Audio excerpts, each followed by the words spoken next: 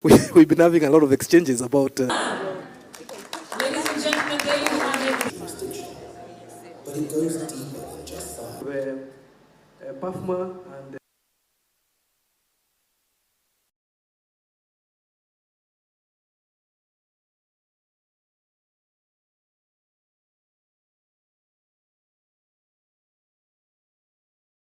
The outlook is very strong.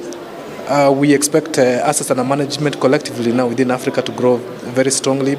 We have estimated in other studies that by 2040, those assets will be about $7 trillion, which is quite significant.